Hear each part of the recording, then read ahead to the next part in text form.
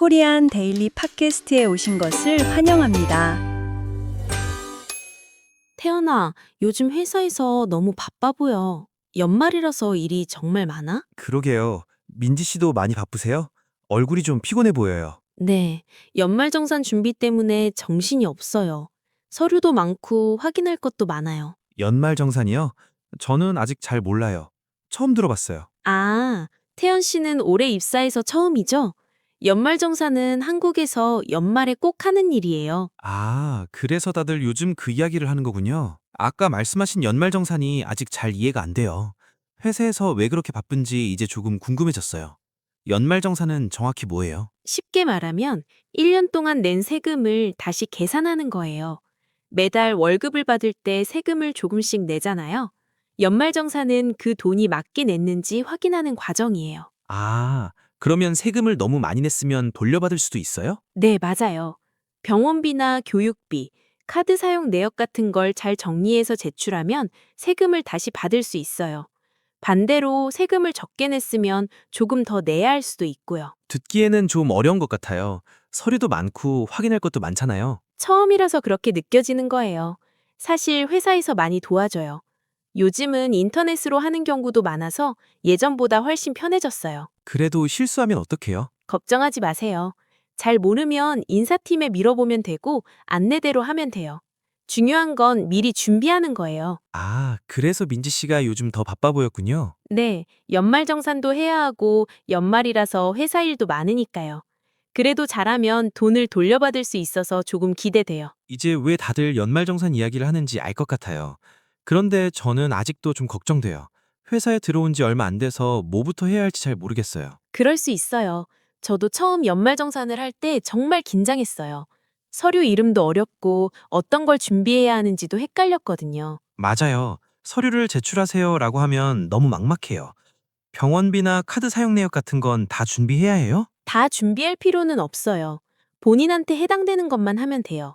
예를 들어 병원에 많이 갔으면 병원비를 준비하고 카드를 많이 썼으면 카드 내역을 확인하면 돼요. 아, 그러면 다 똑같이 하는 건 아니군요. 그래도 혹시 빠뜨리면 불이익이 있을까 봐 걱정돼요. 그래서 미리 확인하는 게 중요해요.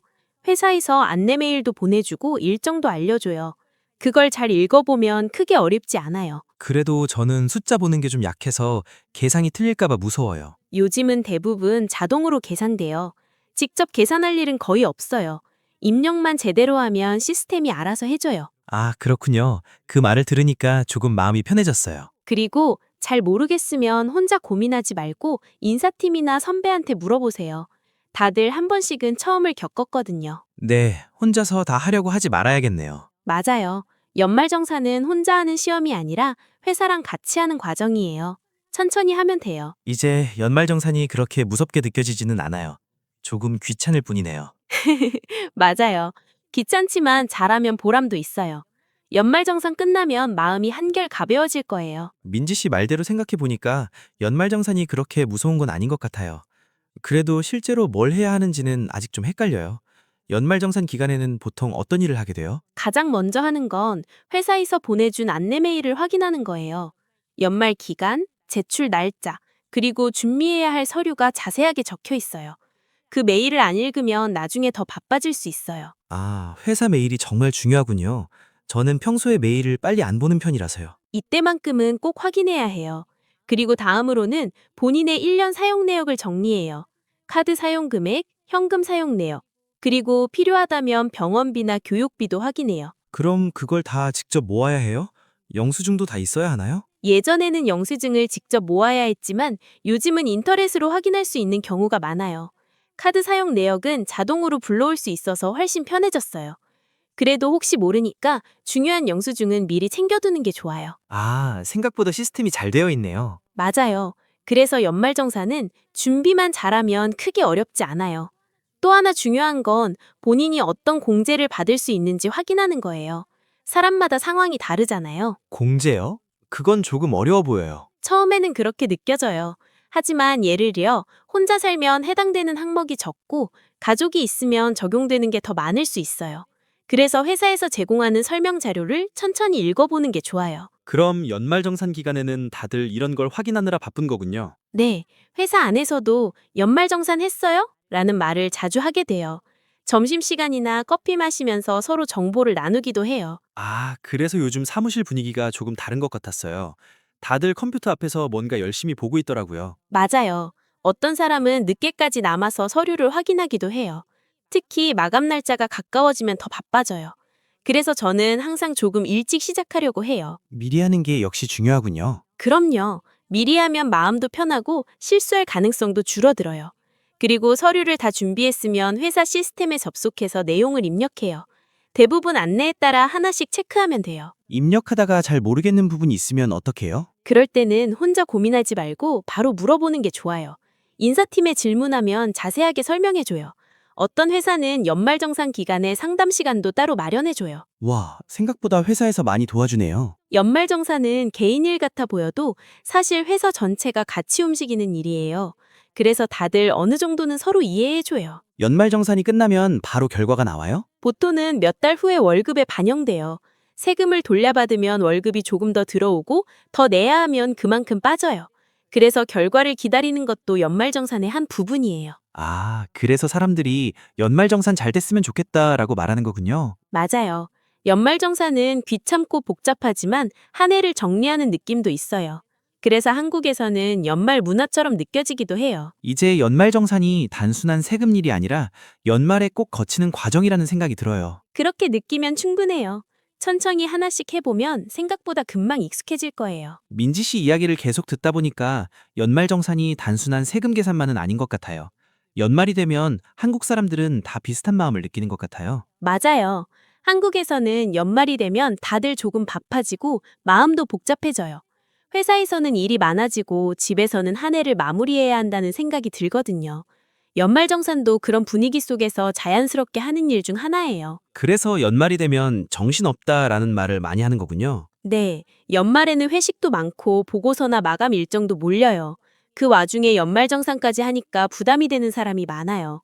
그래도 대부분 어쩔 수 없다고 생각하면서 받아들여요. 연말정산 이야기를 들으면 사람들 반응이 두 가지로 나뉘는 것 같아요.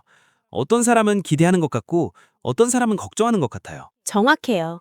잘 준비한 사람은 이번에는 좀 돈을 돌려받을 수 있을 것 같다라면서 은근히 기대해요. 반대로 준비를 잘 못한 사람은 혹시 더 내야 하는 건 아닐까 하고 걱정하죠. 회사에서 연말정산 결과가 나오면 분위기가 어떤가요? 사람마다 달라요. 돌려받는 사람이 있으면 기분이 좋아지고 커피 한 잔 더 사기도 해요. 반대로 추가로 내야 하는 사람은 조금 아쉬워하지만 크게 불평하지는 않아요. 이미 마음의 준비를 한 경우가 많거든요. 그런 모습도 한국 회사 문화의 한 부분 같아요. 맞아요. 연말정산뿐만 아니라 연말 자체가 정리하는 시간이라는 느낌이 강해요. 일을 정리하고 인간관계도 돌아보고 내년을 어떻게 보낼지 생각하게 돼요. 그래서 연말이 되면 다들 다이어리나 플래너를 사는 거군요. 맞아요. 새 다이어리를 사면서 내년에는 좀 더 열심히 살아야지 하고 다짐해요. 연말정산도 그런 다짐 중 하나처럼 느껴질 때가 있어요. 연말정산을 하면서 지난 1년을 돌아보게 된다고 하셨잖아요. 네, 어디에 돈을 썼는지를 보면 자연스럽게 내가 어떤 생활을 했는지도 보이거든요. 병원비가 많으면 건강을 생각하게 되고 교육비가 많으면 자기 개발을 떠올리게 돼요. 그렇게 생각하면 연말정산이 나를 점검하는 시간이기도 하네요. 맞아요. 그래서 어떤 사람들은 연말정산을 귀찮아하면서도 한편으로는 의미 있는 과정이라고 말해요.